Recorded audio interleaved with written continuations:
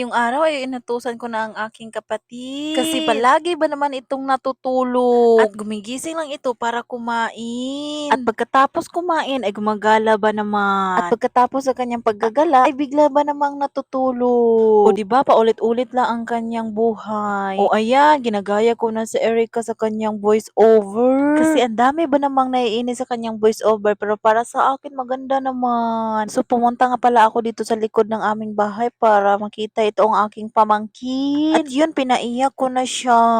Hindi ko talaga alam bakit gustong-gusto ko talagang paiyakin itong aking pamangkin. Ang cute kasi niya kasi ang bilis lang talaga itong paiyakin. Pero alam ko naman na hindi ako nag-iisa kasi marami namang tita dyan na mahilig talaga magpaiyak ng pamangkin. So nakita ko pala ang aking ate na may dala siyang maraming pagkain. Kaya ito, pinuntahan ko na siya. So iyon na nga, yung binigay niya sa akin is pansit lang. So hindi naman ako nalungkot. Kasi hindi naman ito para sa akin, kasi para ito sa aking Jusawa. Kasi paborito niya kasi itong pansit. Kaya ito, binigay ko na sa kanya.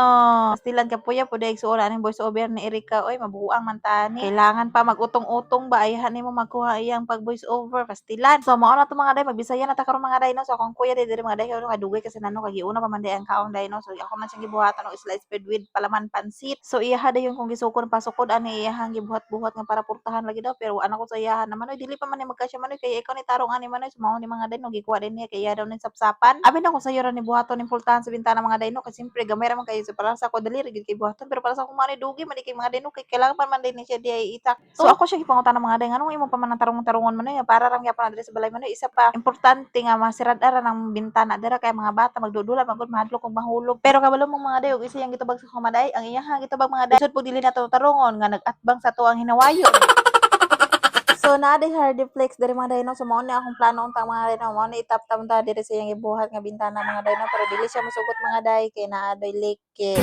Mao to akong pares mga day, naman siya dala nga plywood mga day, no? Nga pwede pa man ni magamit to. So mao na lang ni iyang gikuha ug mao na lang niyang iyahang isilbig dingding. Pero kanang pagsugo po lagi na ako sa iyaha mga day, no? So naman po'y kapalit mga day, no? Nanugo pa siya na ako mga day timpla og kape day. Ako nagtaka na lang po dayon ko og ininit mga day para sa iyaha mga day, no? Kay hinugo pod kayo ning tawhanan ni oy. Pagkagabi mga day, no? Ako na day yung ipintala ng iyang pultahan na iyahang nabuhat mga day, no? So wala po ni nagkadimaw ni pagkapintala po di Gisa. Kaya naaman ko yung mga sigbin diri nagsinamok gud sa kuha. Oy, so na ako pagkatarong daari, napag ang inahan pod o nga otro pong gaatang. Wala pa mo tay kaon pero nagatang na pastilan. Paglabay sa pila ka oras mga day, no, nauga na dayon ako ang pagpintal mga day, no. So ako na dayon gipataod sa iyaha. So ako siyang gitabangan dira og sakto na gyud na iyahang trabaho. So kay sakto naman mga day, no, pagkabuntag mga day, no. So dugay kasi na siya ni mata mga day, alas 10 na sa buntag mga day, pero tulog lang yapon mga day, lamig kayahang tulog. Pastilan. So himala kay mga day, wala siya nilaag, no. So dire na taman mga day, dahil salamat sa inyong paglantaw. Bye.